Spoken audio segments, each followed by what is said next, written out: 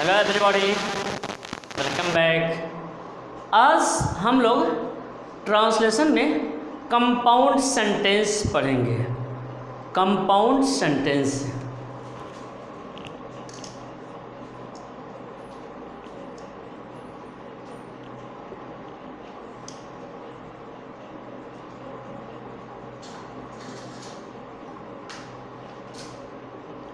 Compound sentence. तो सर्वप्रथम हमें ये जानना है कि कंपाउंड सेंटेंस किसे कहते हैं। कंपाउंड सेंटेंस पढ़ना हमें। कंपाउंड सेंटेंस किसे कहते हैं, सर्वप्रथम हमें ये जानना है। ठीक है, आपने सिंथेसिस में भी कंपाउंड सेंटेंस पढ़ा होगा, कॉम्प्लेक्स सेंटेंस पढ़ा होगा, सिंपल सेंटेंस पढ़ा होगा। तो कंपाउंड सेंटेंस में यदि हम पुनः स्टडी करते हैं ट्रांसलेशन के रूप में, तो समझिए कि आपका सिंथेसिस का फिर से रिवीजन हो जा रहा है। ठीक है, तो कंपाउंड सेंटेंस वह सेंटेंस होता है जिसमें एक प्रिंसिपल क्लॉज और एक या एक से अधिक कोऑर्डिनेट क्लॉज होता है। ठीक, फिर से देखिए, कंपाउंड सेंटेंस वो सेंटेंस होता है जिसमें एक प्रिंसिपल क्लॉज और एक या एक से अधिक कोऑर्डिनेट क्लॉज होता है। ठीक, जो कोऑर्डिनेट क्लॉज होता है वह कोऑर्डिनेट कंजंक्शन से जुड़ता है। जब डिफरेंट कंजंक्शन डिफरेंट नाउन्स को जोड़ते हैं, प्रोनाउंस को जोड़ते हैं, तो वर्ब भी डिफरेंट तरीके से प्रयोग होते हैं, ये हमें जानना है। ठीक, तो चलिए हम इसके बाद बताने चल रहा हूँ कि कोऑर्डिनेटिंग कंजंक्शन से कौन कौन से होते हैं। देखिए,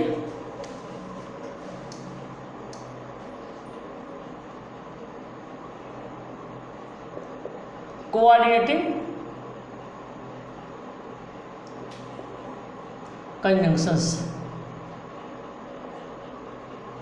कोऑर्डिनेटिंग कंजंक्शंस क्या क्या होते हैं, आप इसे याद रखेंगे तो सिंथेसिस में भी आपको हेल्प मिलेगा, यहाँ तक कि सिंटेक्स में भी आपको हेल्प मिलेगा जब वाक्य क्वेश्चन करने के लिए दिया जाएगा। तो चलिए मैं आपको बताता हूँ कि कोऑर्डिनेटिंग कंजंक्शन से कौन कौन होते हैं। देखिए,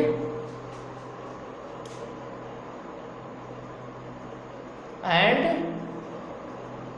but, still, eight,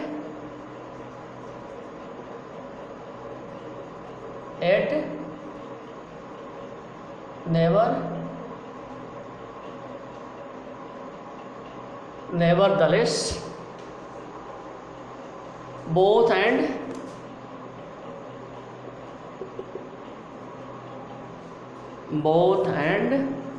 as well as,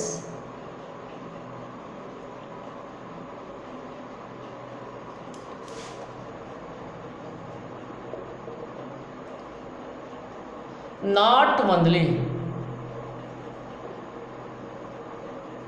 but also,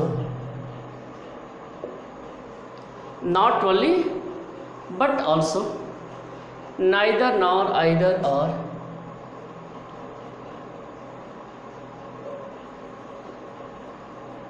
either or, neither nor, or, either or, neither nor, or, otherwise, so therefore, otherwise, so,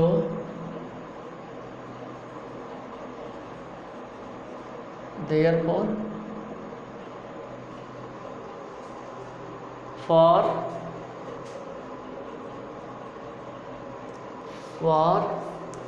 thus।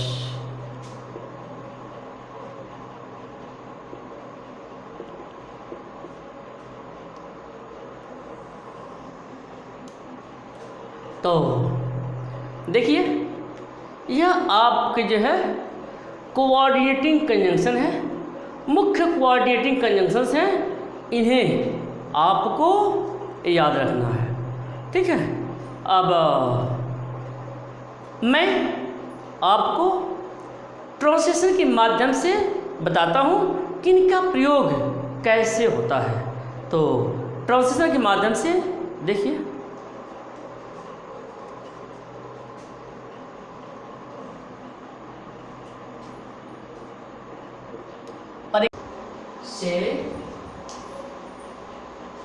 परीक्षा से पूर्व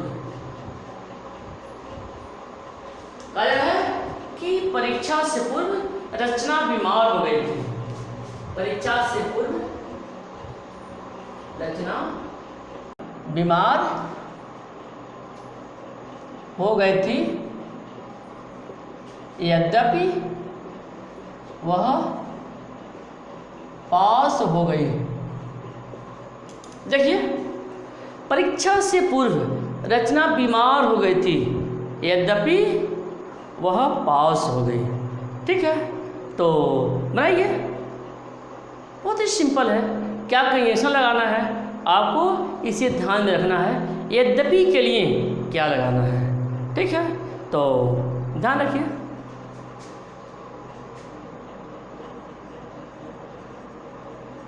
रचना fell ill before the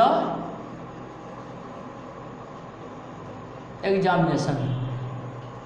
Rachna fell ill before the examination, यद्यपि nevertheless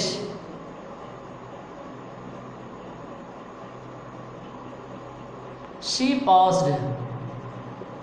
देखिए बन गया।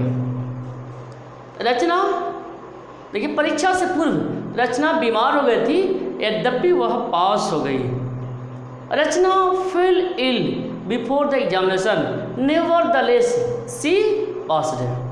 चूँकि हम compound sentence बना रहे हैं, तो यद्यपि के लिए हमने नेवरदलेस का प्रयोग किया है। यदि हम दो या आल्दो का प्रयोग कर दें तो यह कॉम्प्लेक्स सेंटेंस बन जाएगा। इस बात को भी आपको ध्यान रखना है। ठीक है, चलिए नेक्स्ट सेंटेंस देखते हैं। जैसे जापान और अमेरिका दोनों विश्व की महाशक्तियां हैं। देखिए,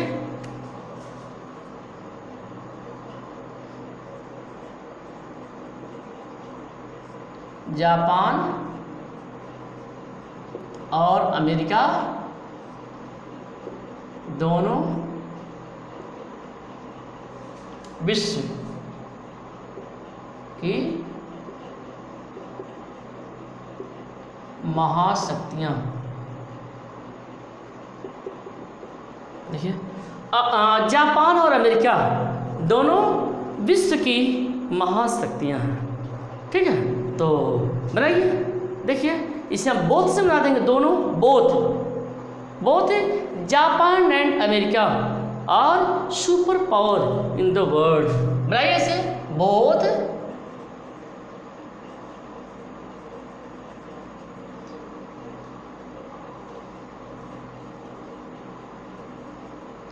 and America, both Japan and America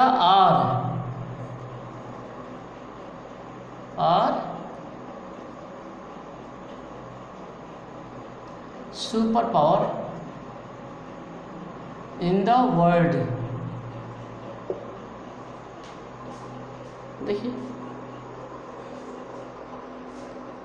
तो both Japan and America are the super powers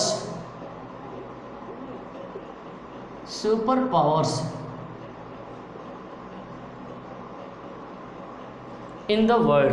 तो बन गया, both Japan and America are the super powers in the world.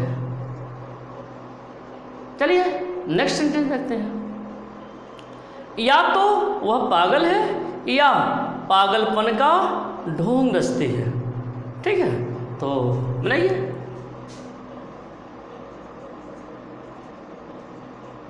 या तो वह पागल है या पागलपन का ढोंग रचती हैं।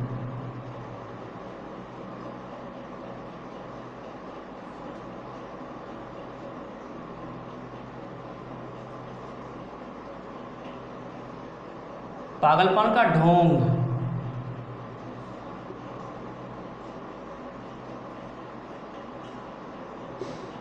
देखिए, या तो वह पागल है या पागलपन का ढोंग रचती है, तो बन जाएगा आइदर और से बन जाएगा।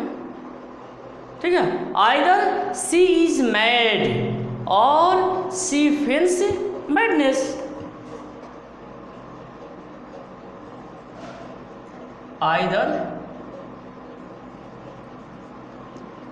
सी is mad or she feigns madness. Either she is mad or she feigns madness. Fence मतलब ढोंग रचना या स्वांग रचना। या तो वह पागल है या पागलपन का ढोंग रचती है।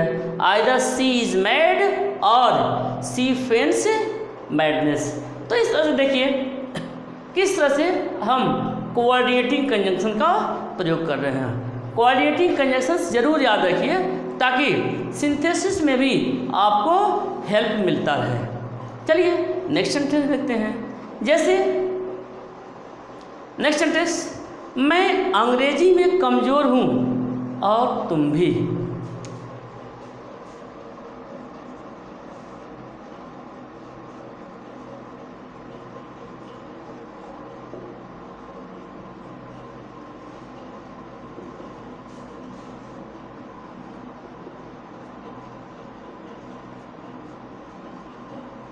और तुम भी। मैं अंग्रेजी में कमज़ोर हूँ और तुम भी। मैं अंग्रेजी में कमज़ोर हूँ और तुम भी। और भी यानी और भी लगा हुआ इसमें। और भी के लिए हम एज वेल एज का प्रयोग करते हैं। देखिए, I as well as you am weak in English. देखिए, I as well as you am weak in English. तो देखिए यहाँ पर आपको मुख्य रूप से ये बात समझना है कि जब भी दो एज वेल एज, यहाँ पर एज लगाना पड़ेगा। आई एज वेल एज यू। ध्यान दीजिए, जब भी दो सब्जेक्ट को एज वेल एज से जोड़ते हैं तो उस कंडीशन में जो वर्ब होता है वह पहले सब्जेक्ट के अनुसार प्रयोग होता है। यह रूल आपको याद रखना पड़ेगा। रूल नहीं याद रखेंगे तो भूल जाएगा और गलती हो जाएगी। ये सिंटैक्स में भी आता है, आपको कॉम्पिटिशन्स में भी ये सभी के सभी आते रहते हैं। कॉम्पिटिशन्स में भी आते हैं, सिंटैक्स में भी आपको यह सेंटेंस दे दिया जाएगा और यहाँ पर और दे देगा। आप समस्याओं में आ जाएंगे यदि आप रूल को नहीं जानते हैं। तो मैं अंग्रेजी में कमज़ोर हूँ और तुम भी। I as well as you am weak in English. Am लगा हुआ है यानी इसके अनुसार यह प्रयोग किया गया है। ठीक है, चलिए नेक्स्ट सेंटेंस देखते हैं। जैसे अध्यापक प्रसन्न थे फिर भी उन्होंने कुछ भी नहीं कहा। अध्यापक अप्रसन्न थे फिर भी उन्होंने कुछ भी नहीं कहा।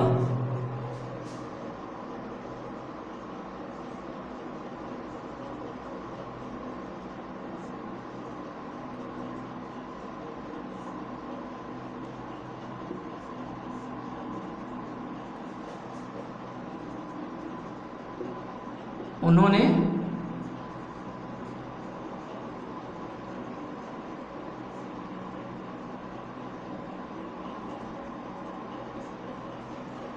देखिए, अध्यापक अप्रसन्न थे फिर भी उन्होंने कुछ भी नहीं कहा। बन जाएगा, the teacher was displeased, the teacher was displeased. बनाइए,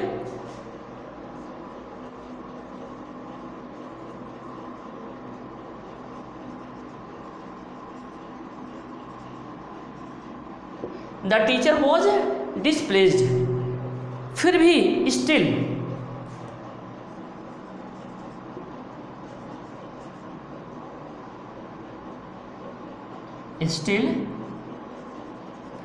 he said nothing। बन गया, अध्यापक अप्रसन्न थे फिर भी उन्होंने कुछ भी नहीं कहा। The teacher was displaced still he said nothing. तो इस तरह से आपने विभिन्न कंजंक्शंस को देखा कि कैसे प्रयोग हो रहा है। देखिए, नेवरदलेस यहाँ पे कंजंक्शन लगा हुआ है जो यहाँ पर आपका है। इसके बाद देखिए बोथ एंड लगा हुआ है, बोथ एंड यहाँ पर है, बोथ एंड ये आपका है, बोथ एंड। इसके बाद देखिए आइदर और, आइदर आर लगा हुआ है यहाँ पे, यह लगा हुआ है। देखिए स्टिल का भी प्रयोग किया गया होगा कहीं यहाँ पे, स्टिल देखिए यहाँ पर है। तो इस तरह से इन कंजंक्शन का प्रयोग होगा। चलिए मैं आपको कुछ और सेंटेंस आगे बताता हूँ।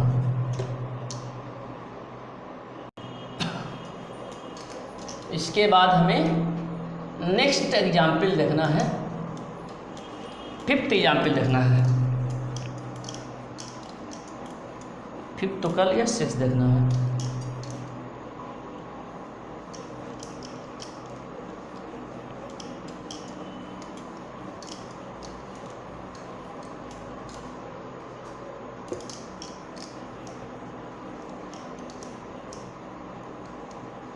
चलिए नेक्स्ट एग्जाम्पल देखते हैं। जैसे वो झूठा है और चोर भी है, ठीक है, तो हम इसे not only but also say भी बना सकते हैं और एज वेल एज से भी, ठीक है। वो झूठा है और चोर भी। 6 नंबर,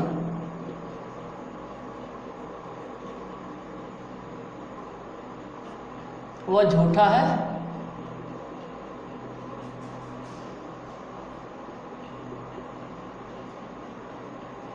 और चोर भी, वो झूठा है और चोर भी। He is not only a liar,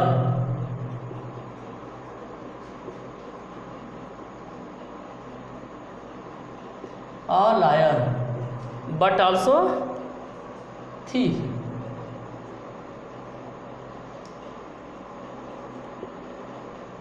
but also a thief.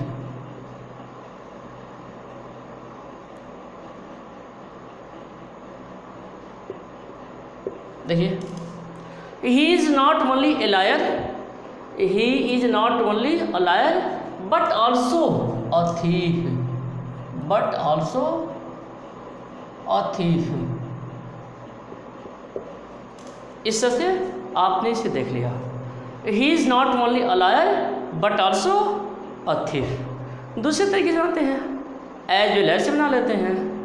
देखिए जैसे बनाइए,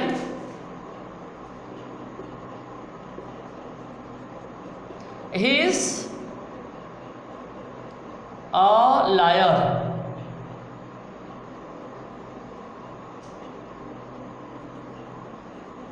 he is a liar as well as a thief, he is a liar as well as a thief। चलिए नेक्स्ट एग्जाम्पल कर देखते हैं। खूब परिश्रम करो अन्यथा फेल हो जाओगे।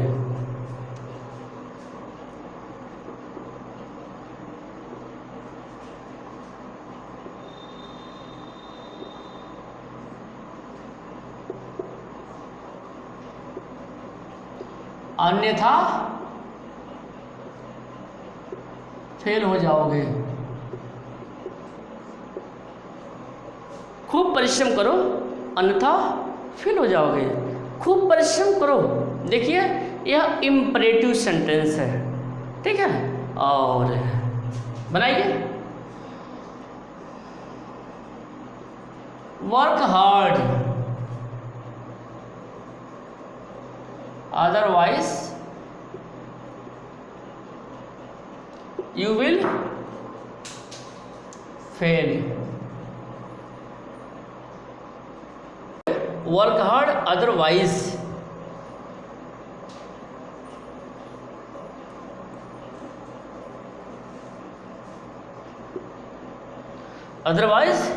You will fail. चलिए नेक्स्ट सेंटेंस देखते हैं। जैसे सूर्य निकल आया है अतः हमें उठ जाना चाहिए। सूर्य निकल आया है,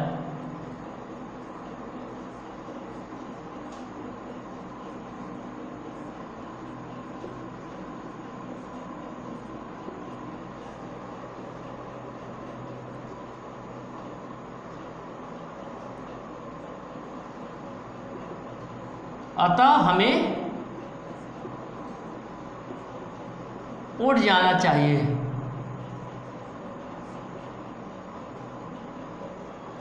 देखिए सूर्य निकल आया है, यह प्रेजेंट परफेक्ट टेंस का वाक्य है, तो बन जाएगा द सन हैज रिजन।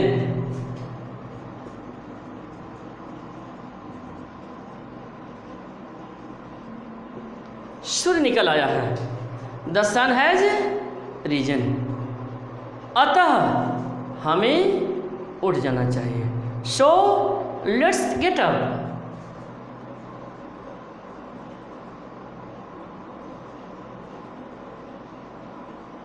बन गया the sun has risen so let us get up, अतः हमें उठ जाना चाहिए। चलिए नेक्स्ट देखते हैं, नेक्स्ट सेंटेंस देख लेते हैं। पहले इसको मिटाते हैं, नवा सेंटेंस देखते हैं।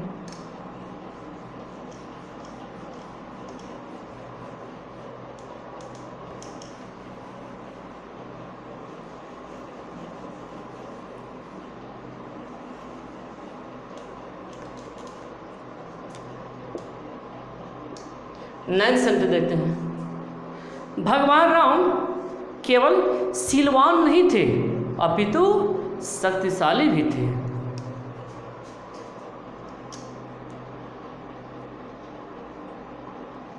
भगवान राम केवल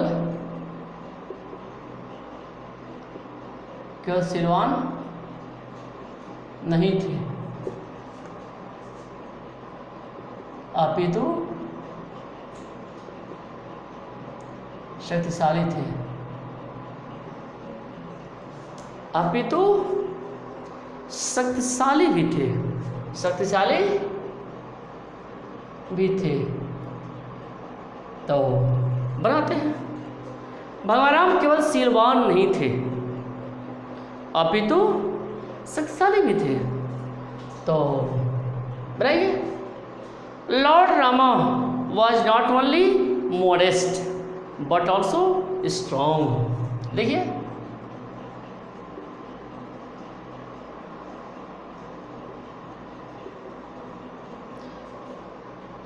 नॉट ओनली मॉडेस्ट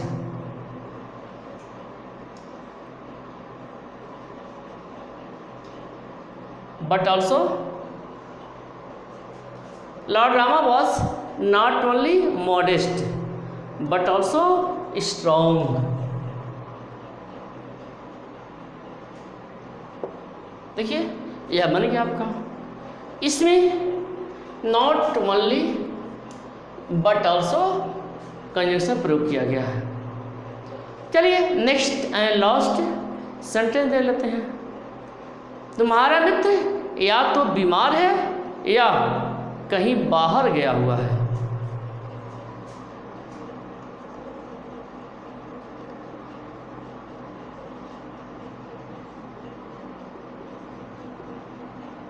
तुम्हारा मित्र या तो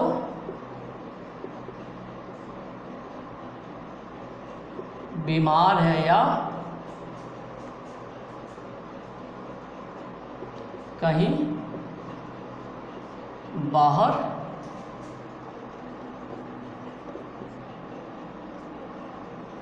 गया हुआ है। देखिए, तुम्हारा मित्र या तो बीमार है या कहीं बाहर गया हुआ है।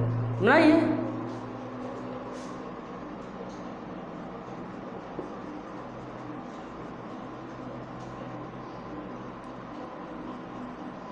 Your friend is either ill, your friend is either ill or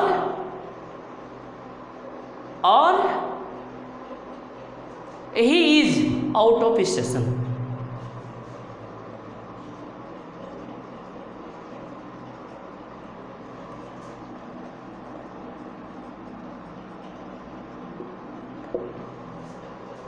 बन गया। तुम्हारा मित्र या तो बीमार है या कहीं बाहर गया हुआ है। योर फ्रेंड इज आइदर इल और he is out of station.